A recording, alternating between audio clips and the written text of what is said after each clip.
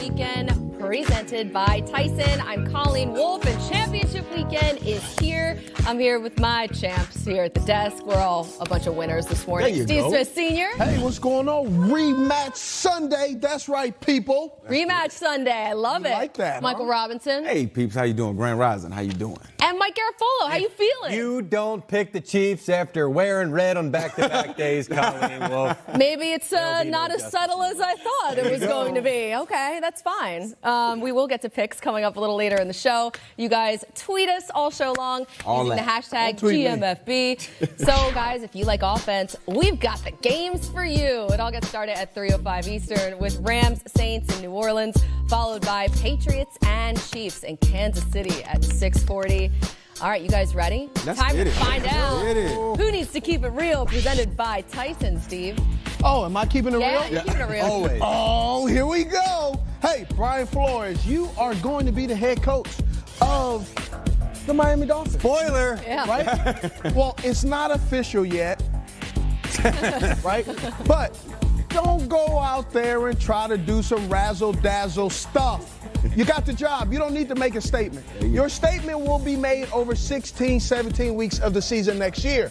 Not in this game. Don't get fancy-dancy, because fancy-dancy get your ass sent home. Don't do it. Oh, I'm hyped today. I got ready. 2 shots of espresso in my coffee, so I am ready to go. Mike Rob, get it. You just Keep it take real. me Yeah, traffic. I'm gonna keep it real, and I'm gonna keep it in the coaches department. Andy Reid, this might be your best chance to win and get to a Super Bowl. This might be your most talented team that you've ever had. Let me read something to you guys. Read, brother. Read something to you guys. They've been 4 times over the last couple of years that 40 points have been scored on the New England Patriots. Andy Reid has 3 of them, utilizing running backs, okay? Kareem Hunt, 5 catches, 105 yards and a TD this year. Kareem Hunt last year, 5 receptions, 98 yards, 2 TDs last year. Jamar Charles in 2014, 2 TDs. And in the Super Bowl, Corey Clement, 5 receptions, 100 yards, a TD. You better check the running backs today, because they will have a lot to do with who wins this AFC Championship game. A lot of running backs involved this weekend. All right, Garafolo. Marcus Peters, keep it real. You know, there may be haters out there. Some of them might be sitting at the table. I don't know. I love him. I'm not a hater. That's great.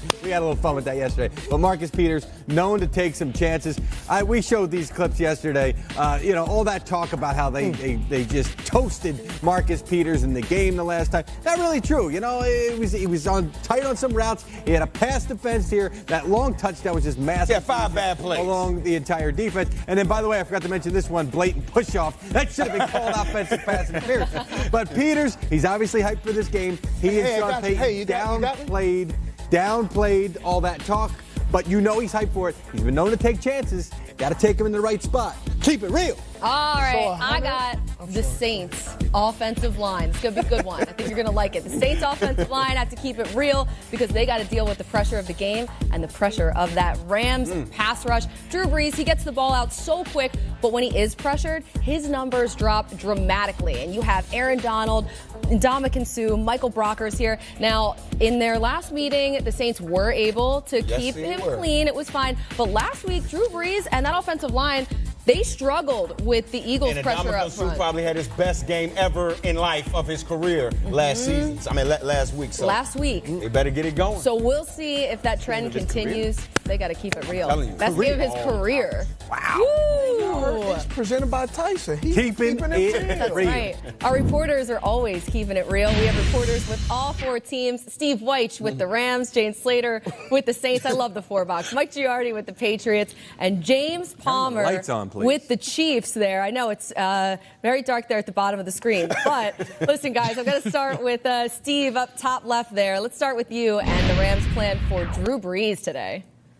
Well, yeah, Colleen, you were just talking about how the Rams did not get to Drew Brees in that last game, and that has definitely been an issue with the Rams defenders this week. Now, Aaron Donald and Ndamukong Suh said their first priority, of course, is stopping that running attack, but they know they have to get after Brees. And when I asked Aaron Donald about what they have to do, is he going to use his strength and split the gaps and individually try to get to Brees, or are they going to rush as a picket fence and try to cut off and narrow down Brees' passing lanes? He simply looked at me, and he was very edgy this week and said, we've got a game plan. We're sticking with it. We're going to get after him. Now, more for the Saints. Let's send it to James Slater. Thanks, Steve. Well, Saints quarterback Drew Brees turned 40 on Tuesday, and he had a surprise birthday Sunday night where he celebrated with Choppa himself, the artist responsible for Choppa Style, the Saints anthem this season. But after that, it was back to business. It was his teammate Ted Ginn Jr. who told me it's the little things that Brees does off the field that makes him so special. His incredible recognition of his opponent and even his pregame ritual. This thing is something to watch. It's something that I've talked about before because you simply get exhausted just watching him do it. But Ginn says he is so deliberate and so routine with it that he's pretty sure he could replicate it at this point. I bring it up as an example because it was Brees who told me a while back all of that preparation translates into success. And while this is his first game as a 40-year-old this weekend, not much else has changed about him from that last championship run, save for the teammates joking that he's got a little bit more hair back then. Now to Mike Girardi. Thank you, Jane. Well, first, quickly, a little update for you. The tarp remains on the field here at Arrowhead, of course, keeping the heated field nice and protected from the elements. It's about 11 degrees, expected to be in the low 20s for kickoff with a light breeze. Now, as for the Patriots, did Bill Belichick and Tom Brady, did they get nervous? You'd think with 13 trips to the AFC title game between the two of them, well, each year, and then, of course, 8 straight, that this would be old hat for them. But Brady said, no, at the beginning of the week, I definitely feel the nerves. They dissipate at the end of the week. By the time I have my preparation done, Belichick says, tell me a game that doesn't matter, and that's when I won't be nervous. For more now on the Chiefs, let's go to James Palmer. Well, thanks, Mike. Chiefs running back Sharkandrick West maybe said it to me best this week. We knew Patrick Mahomes was going to be good, he said, but we didn't know he'd be Superman. So what's the makeup of a superhero? Well, Andy Reid said it's Mahomes' vision that is top-notch. He said the best in the game that I've ever played have vision like Mahomes has, not just when the play is going on, but while they read defenses pre-snap. So combine that with what the photographic memory that a lot of people around the Chiefs believe Mahomes has sets him up for this recipe for success. He believes he has learned so much reading defenses, and he's just put that in his memory bank each and every week, guys. He feels like now that puts him in a position to where he can react and adjust quicker to those unscouted looks Belichick gives him. That's really, really interesting, James. But I got to call you out for being a liar here. Yeah. I thought you were going to wear a hat today, so it's like I don't even know if I can believe you that you're at Arrowhead Field right now. Like, are you there at the stadium? What's up? You know why you couldn't do it? Why? Because it didn't go with your outfit. What? He got on black gloves. He got everything. He ain't wrong. Look, he got the glow. He has everything. He said, hey. Well, he's the only thing lit there. He told him, listen, you see with this outfit? Don't you dare turn on them lights, girl. Mess all this up. You're in a vanity business, guys. That's amazing. Great start, guys. Thank you for that. All right, so we're probably in for another points party today. You're all invited to the points party here. The Patriots and Chiefs combined for 83 points in Week 6. The Saints and Rams had 80 in Week 9, 2 of the 6 highest scoring games of the season. But now the question is, will we have a rematch of the highest scoring game in Super Bowl 43? Of course, that was Rams and Chiefs. Right? Possible. Still asleep out there, just waking up out there at Super Bowl 53. We'll see if that is going to be those two teams. All right, I'm still waking up out here. It's all good. 4 elite offenses we have in store for you today. You know what that means? Elite receivers. Not a point. You just said it. Points party coming up. Who's ready to dominate? No, that's different. Yeah, no. Who's going to dominate and lead their team to Atlanta? And hey, want to know what it's like to play on Championship Sunday? Look at that guy. We have a pretty good idea. And by we, I mean... There you go, Steve. I'm glad I'm sitting here with you, man. They showed that great graphic, man, and I'm not going to lie. Working with you every week, man, you showed up in playoff time. You showed up in big games. What's it like playing in the in the championship weekend? AFC, NFC, whatever championship game you're in, it's a remarkable opportunity, but it's also something that fades very quickly. Back, 2006, we go into Seattle, and we're ready to go. Kickoff, about 2-3 plays in, bang, Nick goes down. On a toss play, as a toss crack, he goes down. He's out, concussed. We lose Deshaun Foster the week prior in the Chicago Bears game, so he's out. So now we have all of a sudden came in with established the run game plan, right, that will set up the deep pass, and we lose it immediately. 3 plays in, and all of a sudden it went quick downhill pretty quickly, right? But our defense tried to step up, did what they did, and so our defense stopped them. They go back there, and I tell Coach Fox, I say, hey, I'm gonna go punt return. I got this. Were you practicing it during the week, or was it just something? I was a returner all my career. When I was a young boy, my dad used to play semi-pro, so he used to punt the ball to me at the park.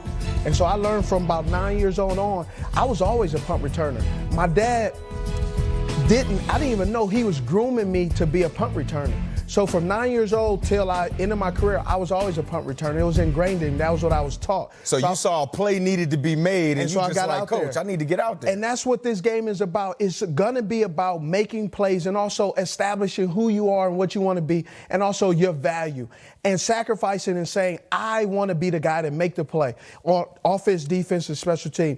In NFC, AFC championship game, it's about 3 phases: offense, defense, and the most important part, special teams. Wow. So just talk about that dynamic of if you don't win. I mean, the Super Bowl is the next game. Absolutely. Did you guys think that you guys would be there again? You know what I mean? After that game, actually, I kind of had this feeling I wasn't sure where it would be because I felt we were so close. Offensively, for the first time, we were clicking.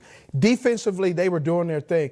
But we were notoriously known for being a defensive and special team-minded team, not an offensive explosion that we had that year. And so we didn't really do anything, but thank goodness the Cam Newtons, the Luke Kuechly's, those guys have now propelled the Carolina Panthers to being a viable, legitimate threat in the NFC South.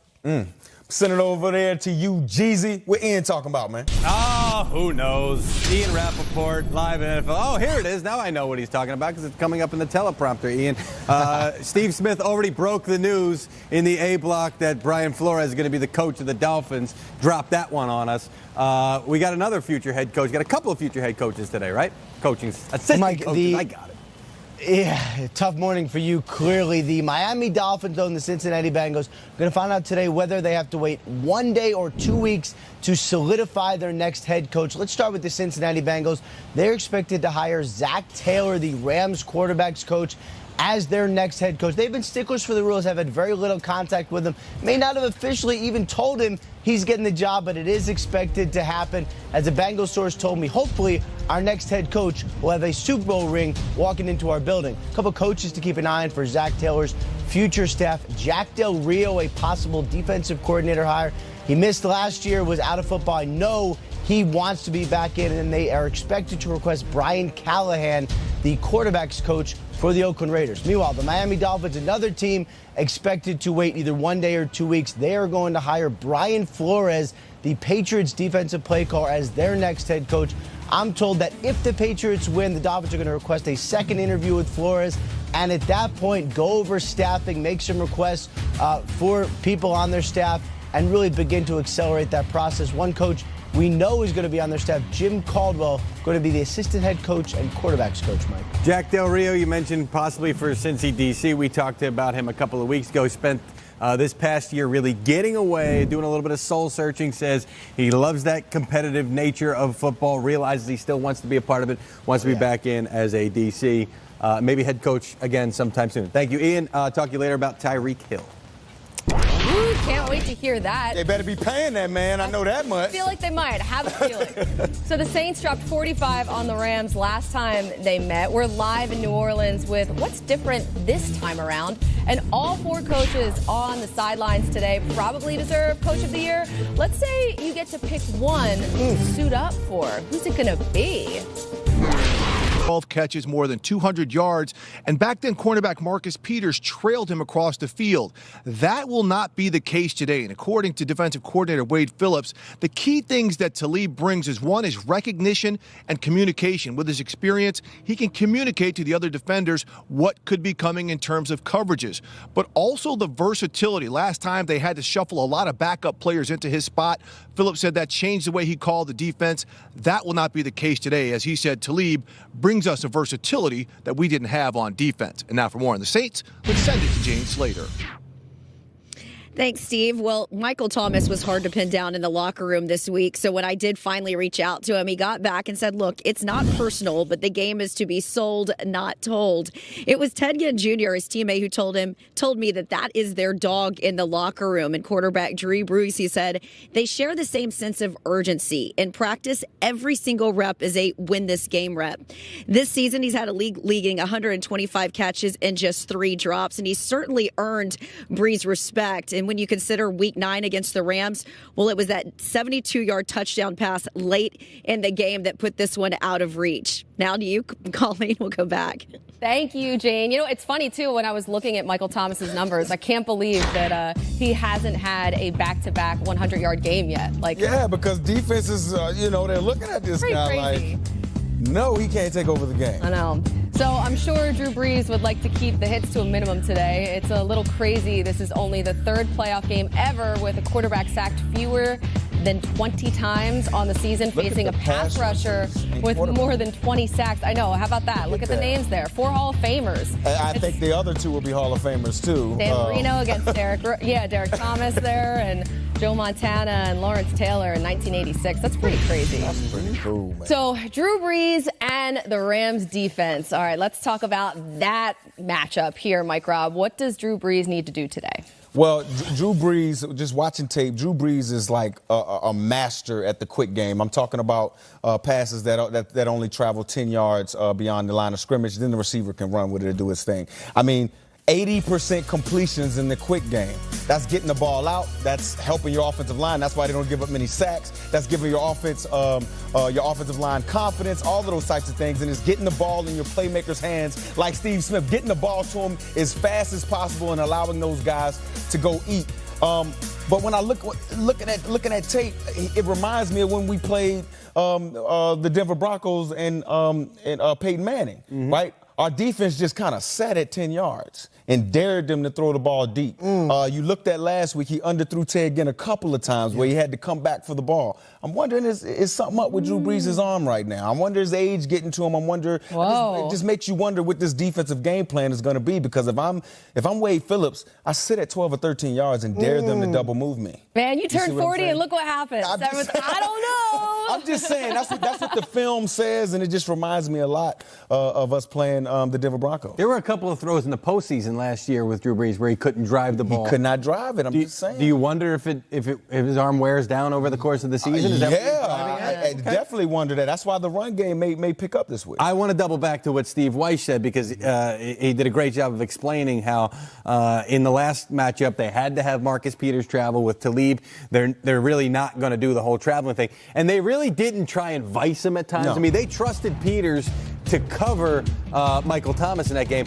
I believe they're still going to do that, and I believe they're going to trust him, and I believe they're still going to trust Aqib Talib as well, and play more of the straight defensive scheme that we saw from the Eagles last week versus what the Eagles tried to do the first time around, which was to vice Michael Thomas. So, Wade Phillips is a guy who will trust his guys to cover. I expect that to happen today, and you hope, if you're a defensive guy, that if they're doing that, that gives you more flexibility to do other things, whether it's you want to blitz here or maybe turn a little bit more attention elsewhere. I think Michael Thomas is going to eat a little bit today, but you want to keep those portions small. That's what you do want to keep those portions small, but the way that you do that is, unfortunately, you got to get away from the pass game, and you have to establish it in the run. You got to stay ahead of the sticks, or what we say, stay ahead of schedule. And how do you do that? Well, the interesting thing about the New Orleans Saints is they have 123 first downs by rushing the ball. And guess 90 of the 123 have been accumulated by Alvin Kamara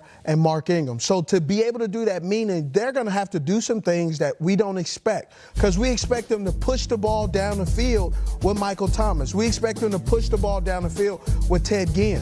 But now you have to do something differently to get that pass rush, to rotate them out, to get them tired. You have to change it up. You have to make them think and exert energy. And you have to do that in the run game. I'm wondering, though, if the way that the Rams and the Cowboys played each other, they held the Rams running defense held the Cowboys to 50 rushing yards. I don't know if that was an anomaly. I don't know if It was Sue. I'm telling you, that was his best game I've seen that guy play since he's been in the National Football. So you think they can do it again? Yeah. I mean, a Super Bowl is the next game. I bet they better show up today. If not, they're going home. And what a big deal that would be for the Rams to have a Super Bowl in the second year that they are in a city. Can you imagine? The second year in L.A.? That's fine. Punch their ticket there. Build that fan base. All right, here we go. How about Tom Brady? Lights out last week. I thought that they were over. I thought they were vulnerable. No, you know those underdogs. They're scrappy. Oh, yeah. Bet against them, guys. So this week, we might see a totally different offense. We're diving into the Patriots' best plan of attack. And the road to the Super Bowl runs through two of the toughest stadiums That looks playing. just like Andy Reid. I know, doesn't that guy does a great job. That's his cousin. Which home field, though, is a better advantage? Ooh, that's a